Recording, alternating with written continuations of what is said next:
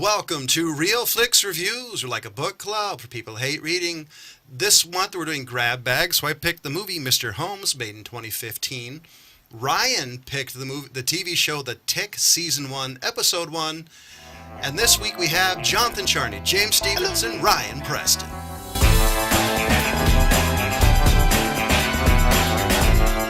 So here's a description of Mr. Holmes, 2015. An aged, retired Sherlock Holmes deals with early dementia as he tries to remember both his final case and a mysterious woman whose memory haunts him. He also befriends a fan, the young son of his housekeeper, who wants him to work again. I'm going to give this movie a 3.5 out of 5. Ian McKellen kills this role. I mean, it helps he's almost 91 himself, but still, he nailed this role for me. Yeah, I give it an average on it, and I agree, although there was a couple times, like, he said home again, and I'm like, are you freaking really seriously saying home again, dude? It was part of the dementia. It must have been. Hey, Ryan? 4.5. Wow. Yeah, no, you guys are going to be hard-pressed to talk me out of that shit. He's high praise right now. I gotta say, I was really impressed with this angle. They usually don't do this. It's usually Sherlock Holmes at his peak, or a little bit older, or young Sherlock Holmes. I really love this angle of an older Sherlock Holmes who has dementia, who's trying to be himself, and I was really impressed by the way they did this. I give a lot of props to Bill Condonn, who was the director of this. You know, for me, like you said, Ian McKellen did a great job, but for me, the story dragged quite a bit. And I would have liked to have seen, not like action, I really don't need to see the action or things like that for a drama for me to be intrigued. Good. I hope so, because it'd be like Indiana Jones and the Geriatric Crusade. Hell no. But, it was, I don't know, there wasn't much I really cared about. I didn't really care about anybody really in the film, even though, I mean, I know you're supposed to care about, kid's name was Roger, right? Yeah. It's like, okay, yeah, get stung by a bunch of wasps. Okay, guy. And it's not like I was being cold-blooded, but I'm just saying, it's kind of like, I didn't feel for any of those characters. I will definitely agree that this movie dragged on parts. Parts definitely seemed to be a little longer than they needed to be. But on the other hand, I also appreciated that because I thought it helped the story along. And I didn't care about Holmes or Roger, but singularly, but I cared about them together. It was the relationship. It was how Roger was helping Sherlock become him again. It was reaffirming to Sherlock how he needed people, which you later learn on he ran away because of what he did. Was kind of hiding from himself. He suffered from the same thing the woman who did. Yeah, I understand that. I really liked the way those two played off. The fact that to Sherlock, the way I took it was Roger was basically a young version of him. Very inquisitive, very curious, very logic-based. Okay. Yeah, I could see that, but I mean, I don't know. Ryan, I'm waiting for you to chime in here now. For one, Ian Make me care. I mean, this was a masterpiece class in just subtlety. You know what I mean? Like the capacity that it has for emotion is kind of ridiculous. It was hard for me to, like, right off the bat to see him not as Gandalf from as I read at least 3/4 of all of Sir Arthur Conan Doyle's stories, which is, I mean, God, there are probably 60 of them altogether. Yeah. But as a character that's been done so many times, and the rights had lapsed on it so long ago, that there's been so many iterations. It's one of those stories that everybody can use the character of Sherlock Holmes and write a story and profit from it. So there's so many different iterations. Ryan? These, huh? You broke up. Did I lose you? Yeah. Okay. I definitely agree with you. I love this. Is to me is a twist that has definitely come. In my opinion, it was definitely needed. I do like how self-aware he was of his faculties disappearing. I loved how he struggled with it and how eventually he overcame it with the help of Roger. I thought that was a Well, brilliant touch. the character of Sherlock Holmes. See, if this were any other character, if this was just some guy who was going through this, I mean, I really probably wouldn't have cared either. But the idea of this guy who's basically, just the most brilliant detective or consulting detective rather, that ever lived. I mean, the way that his mind works is it was so unique, and built up such a crazy reputation that it's like, oh no, no, it's like the worst thing that can happen to him. Yeah. He knows it's happening, and he's like, no, I was the sharpest tool in the shed. There was nobody that was they could outwit me and all this.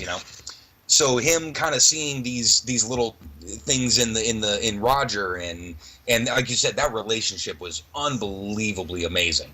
And I actually think out of all the movies I've ever seen, which at this point is a lot, that was one of the few relationships I can remember watching that I actually cared about it. Like when the mother was moving away, going to move away, I'm like, no, don't you see? Sherlock Holmes needs you more than he than I was like, oh God, this can't happen.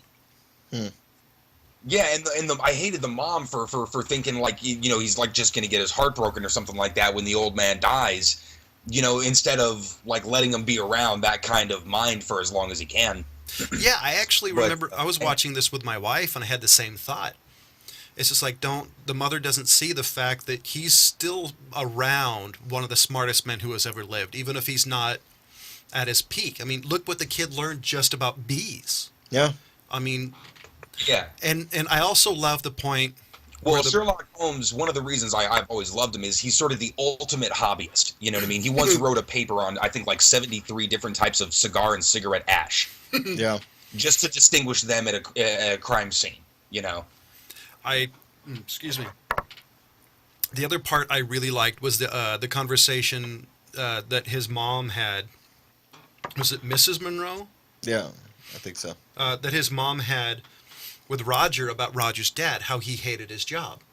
And the whole thing came around to me. It's like, then I was thinking, then you obviously should stay put, because being around Sherlock Holmes is automatically going to make your kid better. Well, but I think she was also kind of scared, when it came out that she might have been, sort of semi-illiterate, might have just been like, this isn't what I know, you know what I mean? Like what I know how to take care of my boy is this, and this is getting off into a realm that I don't know how to deal with. That makes sense, because I think that was almost at the tipping point where she started seeing Sherlock for who he really was. A grumpy old man, but cared more than he could actually. He couldn't show emotion. He was so logical that emotions didn't process well for him. Well, that's what I was going to bring. What I kind of meant about the subtlety that he was playing towards the whole time is, a lot of the stuff, they didn't really go into like the lore and a lot of who Sherlock Holmes is. Which I sort of appreciated. infer that he's this really selfish guy. Yeah, it wasn't talking down to the audience, is what I would put as. Yeah, no, not at all. Not at all. It really just all on his face, kind of just his kind of disdain for feelings and that sort of nature. I did love the subtle jab his brother left at Sherlock. Oh, the books. That was the part that I thought was funny. That if anybody doesn't know, his brother was, according to the lore, was a lot smarter than Sherlock Holmes, was just lazy, more or less. Yeah. And so the subtle jab was, have you read the crap he wrote about you? Yeah. Well, one of the things I was going to mention is what Ryan and John kind of hinted at is I appreciated the fact that they introduced you to a crotchety, cranky Sherlock Holmes. And what you guys really didn't get into is the fact that everything that, and they alluded to it in his conversation with the lady on the bench, is that everything was in his brain. He was very intellectual. He didn't really care about anybody or any of his clients personally. He was wanting to deduce everything about everyone. He didn't really care about the actual person. and that's what he related to with the woman. I think the only part I would add to that was he also, for the first time, I think, acknowledged his loneliness. Yeah. But enough that he emotionally couldn't process it, but you could tell through the conversation that he was lonely and he needed people. But I think it wasn't till near his death when he realized those emotions he was having, because he completely forgot about it up until it was rejogged in his memory. I think it was rejogged in his memory when he brought up that Watson had left him, and then came back when he was at the end, but then he left him again, and that was kind of I would say that'd be the breaking point of his attachment to people, and then he found out that he cared about the boy, and when the mom turned on him, and he broke down crying and falling on the ground, trying to say, trying to explain to her, I actually do care. I think him with the woman was almost the first time he'd sort of felt empathy, but kind of turned away from it. Yeah. Hence why he kind of went off into the woods. Yeah. To live alone, was because it was like the one time where emotion would have saved. Yeah. It would have solved the case, but he just went straight logic, and it got the woman killed. Essentially, is how he felt. Yeah. And I think that was the one thing I really liked about this version of the character, is it showed how much anal retentive, how much perfectionist he was, and how much emotion kind of removes his self-image of being a perfectionist. Well, and how much it so far had made him the most brilliant detective was the dispassionate approach to everything. Just kind of looking at everything for the facts. Much to the dismay of everyone else around him. The other thing I would add is if you contrast this to the Robert Downey version, who definitely is a lot more emotional, is more freewheeling. I'd say less intellectual, more intelligent. I love the differences in these two, a lot actually, because I think this version of Mr. Holmes is closer to the literary version than the other one. It's so close. Yeah, and I really like, the modern day Sherlock on BBC is a really, really amazing close approximation of the character. It really is just updated, but same kind of behavior structure, a little less of the on the sleeve sociopath, but like abrasive and only appreciative of the people who want to understand him enough to put up with his bullshit. Yeah. There's only been a couple of people who have ever done that. Yeah. I do talk about the one with Benedict Cumberbatch, how cruel he really comes across. There was a scene I remember, it was a reporter or somebody, and he just downright was just completely dismantled her. In the way he did it. And that, to me, you're right. It was totally matching, I think, this Holmes. Well, look at the scene when he was doing the reading for Roger's mom. When he finally started like gazing at her, his eyes almost went cold like a shark. And he just started just picking out these details. He went straight up in the mode. Yeah. The other thing I do want I think I talked about it a little bit. I love the moments of clarity. Throughout most of this movie, up until the end there was a hell of a lot more clarity. But in the most of this movie, there's these bits and pieces where Sherlock Holmes just is there, and he is this cold, calculating bastard. And there's a few minutes, and the rest of the movie, he's kind of this very humble, jerkish, needs people. I loved seeing the different versions of this character. Are you within talking about movie. like he mentioned where the mom, and then when he dismantled the Japanese guy? Yeah, well, because there's scenes with the mom, the Japanese guy. There's scenes with Milo where he was vulnerable, or when he fell off the bed. There's like 2 or 3 versions of Sherlock Holmes in this movie. There's the younger with the last case. There's the old Sherlock Holmes, which pretty much couldn't do anything, very weak. And there was moments of an older Sherlock Holmes who was 100% there. Okay. And I would say this movie probably has like at least 2 or 3 acts. Well, and I think a lot of it was just a Sherlock Holmes who was reflecting on his sort of deeds and the way he kind of conducted himself, when he looked at that kid and said, when he said, "Do you have regrets?" and he said, "So many," like the horror on his face. You know what I mean? I loved that part. Like you can tell, like there's so many things I would have done differently, had I been this sort of aware. But the guy was 93 in the movie, so that's a lot of retrospection. I gotta say, part of me for really liking this movie, I think, is how much I love that retrospective look. I love seeing a character reflect upon his life. So much so that I think I'm going to revise my score a little bit, half a point. I'll give it a 4. I don't know if this movie has any rewatchability for me, but it's an amazing movie, and I think this is definitely a very good character study, turning the greatest detective into a very old guy. James? I don't know. I think for me, I'm going to keep it where it is. That a 3? Yeah.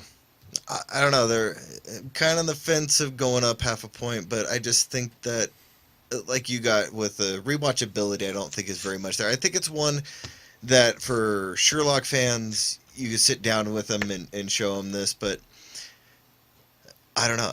I don't think it's... I think it's more of like a middle ground, playing to a specific audience. Brian? Brian? I think he just fell off his chair and died. No, I'm here. What do you give it? I broke up for a second there. No, I'm not revising shit. 4.5. I mean, the beautiful moments sort of coupled with just the absolute heartbreaking moments, sort of because of the knowledge of the character. But no, I think it was really, really honorably done towards the source material, and is definitely a great addition to the lore of Sherlock Holmes. And I think that's what they were going after. So yeah, no, that's a. So that being said, I'm going to hand it over to James. We did The Tick 2016, Season 1, Episode 1, and it's kind of a rehash of the live action and or cartoon. And James? I don't know. When I see something and it's got some bitch like Whoopi Goldberg in it, it obviously goes downhill from there. I mean, really, you had to bring her into this?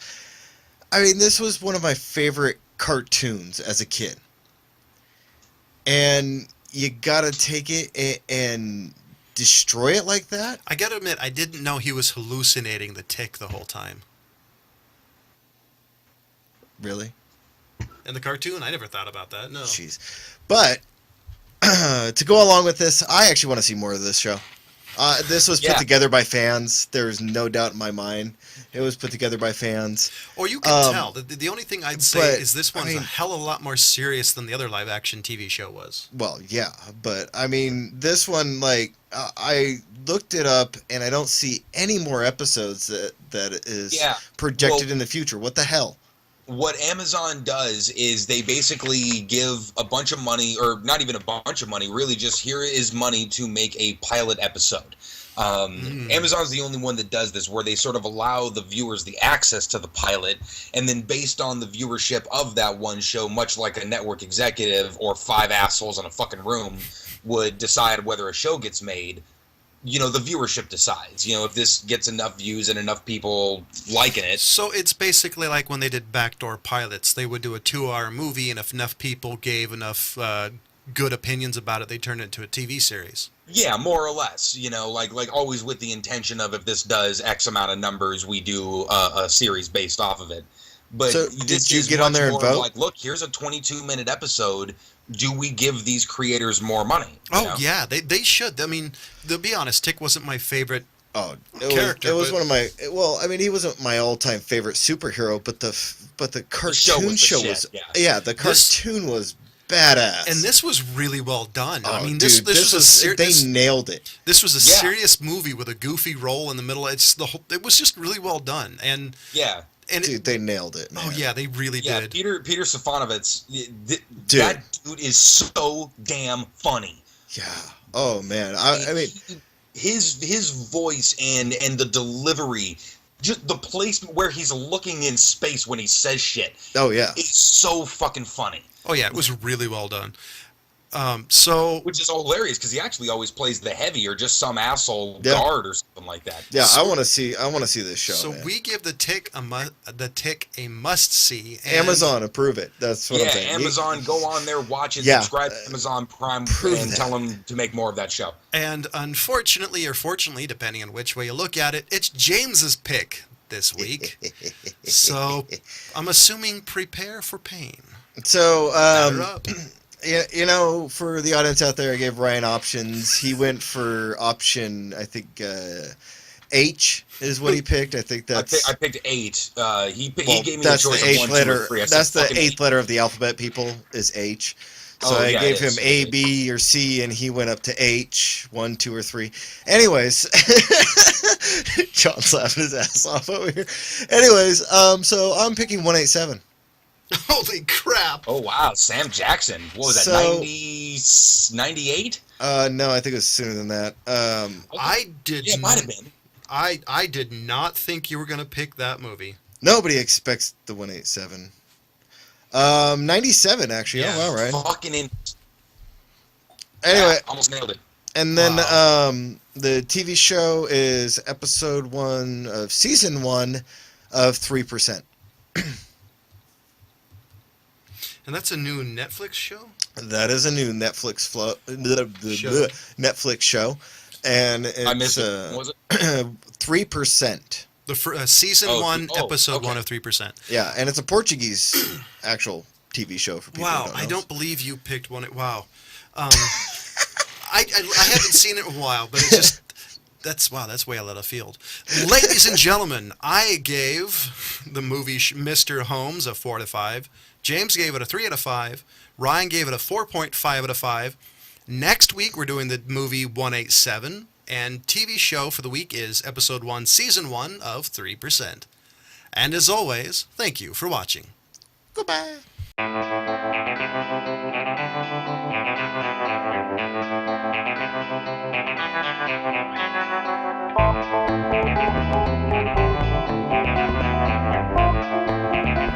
Thank you.